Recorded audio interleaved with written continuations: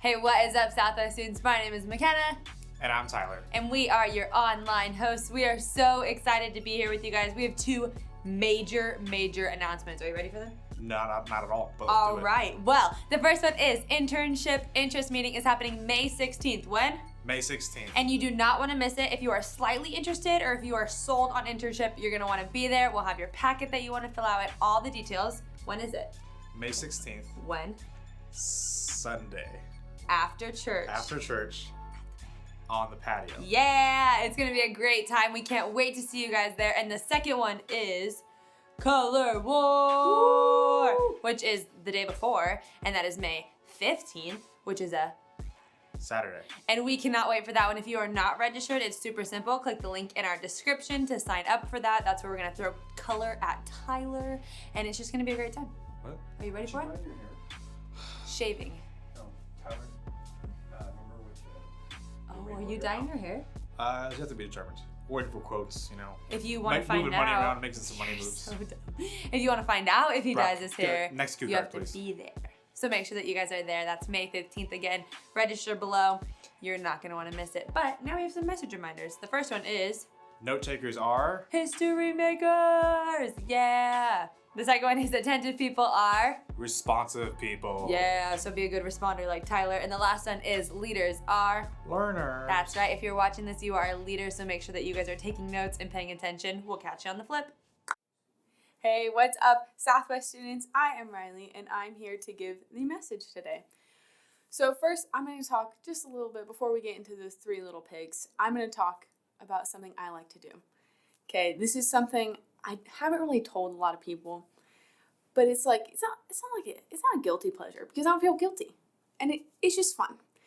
But whenever I'm going through something like super stressful, or I feel like emotionally drained, or I feel like a lot of bad things are just coming out of nowhere, I love to watch kids shows. And not like teen, no, not like Hannah Montana and stuff like that. Like stuff like, bear with me, VeggieTales, SpongeBob, like stuff that are like major kid stuff, because I know it has a happy ending and I know that everything will be okay. So if I can't control the things that are going on out here, I like to trick my brain into thinking like, oh, we're like super happy because the show ended in a super happy way, right?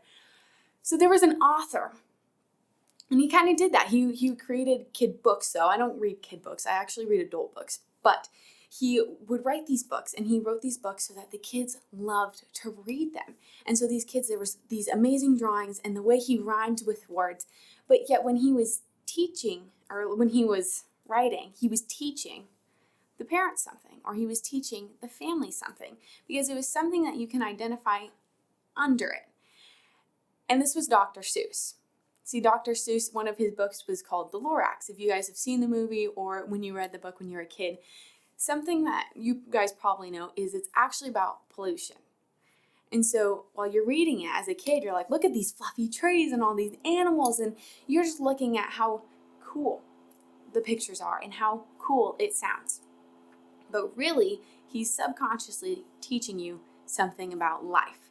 And so what we're doing with this story about the three little pigs is we're teaching you something. Yes, it's super fun. It's enjoyable. It's like a good laugh. And it's lighthearted. But we're teaching you something that you're going to use in life about the story. Okay? So the three little pigs. We got the first one. I'm just going to go over them. We got the lazy one. He was like, he's going to do the bare minimum, get his house made out of hay, and he's going to go out and play. Okay? We got pig number 2. He's like an average lazy. Okay, like average, but like kind of lazy, you know? And he did the same thing, but he used sticks because a little bit stronger, right? Yeah. Then we got pig number 3. And see, pig number 3, he was built differently. He worked his tail off. He worked the hardest he could all day long. He had a beautiful kitchen. He had a chimney. He had a fireplace. He had a couch. He had a front door. I don't even think the house of sticks and hay had a door. So he worked the hardest he could to make this house. Okay, we can see these pigs in different ways as our relationships with God. Okay, so we got pig number 1. This is how I see him. Barely holding on. Like, he knows that there's a God. He knows that he exists. but there's no way he has a relationship with him. He knows him. He knows of him, but he doesn't have a relationship, okay? Then we got pig number 2. And yeah, pig number 2, he goes to church for Christmas and Easter. And yeah, his name is on the small group list, but that doesn't mean he goes. So he's doing his best. And guess what? He opened his Bible 2 times this year. 1 for Easter, 1 for Christmas. Look at him go. He's on a roll. And then we got pig number 3, and that's the one we're kind of focusing on. And pig number 3, he would go to church and he would go to a small group. But it's not just the acts. Obviously, we've learned that here in Collide the Wire. But he goes to church and he goes to small group and he prays and he invests in God and he reads the Bible. And ready for this? He let God all the way in. Not like to the 3-foot level of the pool. Like, no, we went to the deep end. He knows every single bit of this pig. You see in Hebrews 11:6, it says, you can never please God without faith, without depending on him. Anyone who wants to come to God must believe that there is a God and that he rewards those who sincerely look for him. And the part that got me was depending on him. Okay, so the first and the second pig, they're pretty similar. They're just lazy, right? But this pig number 3, this is what we want to be. While pig number 3 was working on his house, he was building his house, he was doing everything he can. You know what the other 2 were doing? They were outside singing and dancing. They were doing what they wanted to do, what seemed like the better option. Because why build a sturdy house when you can go sing and dance with your friends, right? We want to be like pig number 3, but if we want to be like pig number 3, we're going to have to sacrifice like pig number 3 did, right? So maybe that means we're going to look at that group of friends and we're like, but they're so cool. They got the look. They got all the gadgets. They say all the cool, trending things. But are they godly? Okay, no, oh yeah, for sure. Okay, but you see, I really like this girl, okay? Like, this is not me. This is a guy, okay? I really like this girl. I really like this guy. And oh my goodness, they're so attractive. And they do this thing where they make me feel so special. They do. Oh, that's cool. Okay. But are they treating you in a godly way? Are they respecting you? Are they having the same morals and the same value and the same goals as you? Do they even believe in Jesus? Okay. But you see, maybe it's like when you do this one thing. When you do this one thing, you feel so good. Even if it's just for a second, you feel satisfied. And it's even if it's a substance or a person or it's an activity, you do this one thing and even for a second, you're like, but I feel whole. Okay, for a second. For a second you felt that way. Not for a long time. You see, in the end of this pig story, what happens is there's this big bad wolf. And he comes to the house with the hay and he smells a yummy pig inside. So he smells and he's like, I'm going to huff and puff and blow his house down. That's what he did. And the pig ran away and he ran into house number 2, okay? And then the wolf did the same thing. He's feeling good about himself. He just knocked down a house. So he does it again. He huffed and he puffed and he blew the house down. And the 2 other pigs were like, oh, snap. So they run next door to the third pig and they lock the door. And so this wolf, he huffs and he puffs and he huffs and he puffs and he huffs and he puffs one last time. And he can't knock the house down. Ooh, the wolf was mad. I mean, I'd be too. If I can't knock something down, like I just did 2 other ones, why can't I do this one? But he tries and he's getting so mad. He's going back and forth. He's walking around the house and he jumps on the house and something startles him. And you see, I don't remember this part as a kid, but he gets startled and he falls into the chimney, down the fireplace, into a pot of boiling water, and the pigs eat him for dinner. I didn't know that. But, okay, so we get the point. Pig number 1 and pig number 2 were safe because of pig number 3. Because of pig number 3, how he built his sturdy house. He took the time. He invested in it. He knew that this is way more important than going outside and singing and dancing and doing what he wants to do. I'm sorry, but that's not how faith works. That last part, that's not it. Because your small group leader, you're not going to be saved because they have a sturdy faith. Your parents, you're not going to be saved because they have a sturdy faith. Or even your friends or your siblings, they have a sturdy faith, but you can't just lean on them in this time. That's not how it's going to work. You see, Jesus wants a relationship with you. He wants you. He doesn't want you to lean on your friend or your small group leader. He wants us to prioritize what's important for us.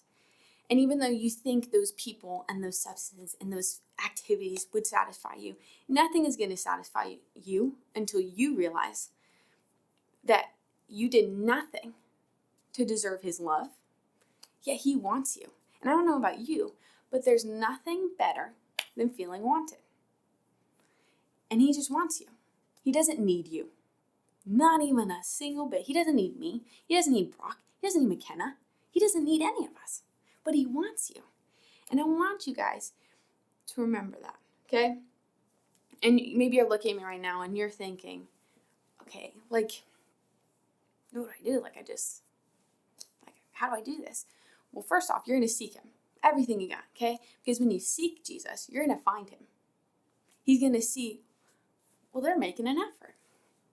They're putting all that they have into this right now. So you're going to seek him wholeheartedly.